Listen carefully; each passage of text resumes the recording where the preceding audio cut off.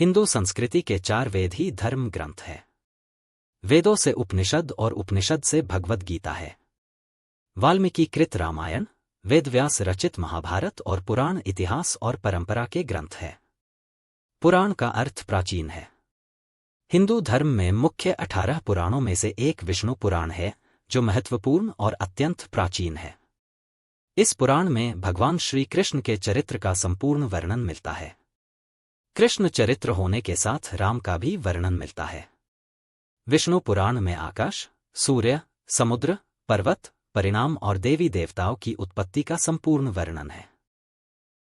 विष्णु पुराण बाकी के सभी पुराणों से छोटा है। विष्णु पुराण 6 भागों में विभाजित है। कई ग्रंथों में 23,000 श्लोक का उल्लेख मिलता है, परंतु इस समय 7,000 श्लोक ही मिलते हैं। विष्णु पुराण वेदव्यास के पिता पराशर ऋषि द्वारा रचित है। विष्णु पुराण में भगवान विष्णु के अवतारों का वर्णन, उसके भक्तों का वर्णन मिलता है। प्रथम अध्याय में सृष्टि की उत्पत्ति, काल का स्वरूप तथा ध्रुव, पृथु तथा प्रहलाद रोचक कथाएं दी गई है।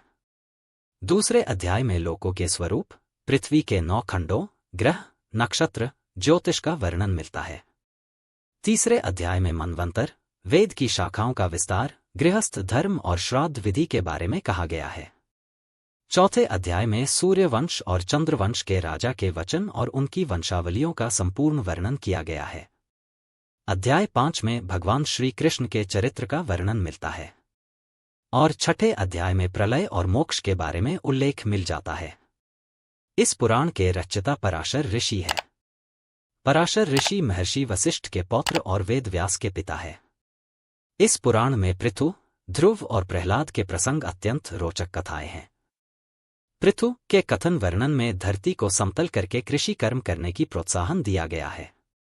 कृषि व्यवस्था को मजबूत करने पर जोर दिया गया है। घर परिवार, ग्राम, नगर आदि को जोड़कर परिवारों को सुरक्षा देने की बात कही गई है। इसी कारण धरती को पृथ्वी नाम दिया गया। ध्रुव के आख्यान में सांसारिक सुख, ऐश्वर्य, धन संपत्ति आदि को क्षण भंगुर अर्थात नाशवान समझकर आत्मिक उत्कर्ष की प्रेरणा दी गई है। प्रहलाद के प्रकरण में परोपकार तथा संकट के समय में भी सिद्धांतों और आदर्शों का त्याग नहीं करने की बात कही गई है। विष्णु पुराण में भगवान विष्णु के अवतार श्री कृष्ण चरित्र वर्णन मुख्य है। संक्षेप में राम कथा का उल्लेख भी मिलता है।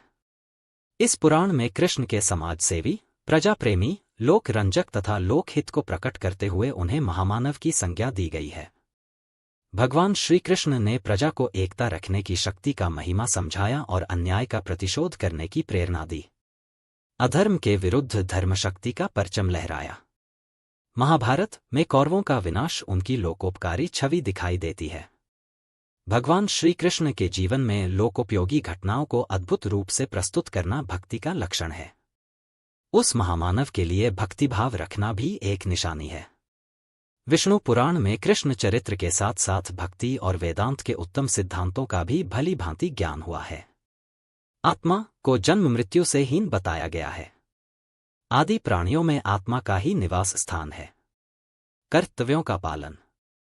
विष्णु पुराण में ऋषियों, शूद्रों और स्त्रियों को श्रेष्ठ माना जाता है।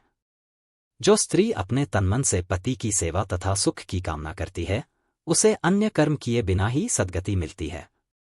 इसी प्रकार शूद्र भी अपने कर्तव्यों का पालन करते हुए वह सब प्राप्त कर लेते हैं जो ब्राह्मणों को विभिन्न प्रकार के कर्मकांड और तप आदि से प्राप्त होता है।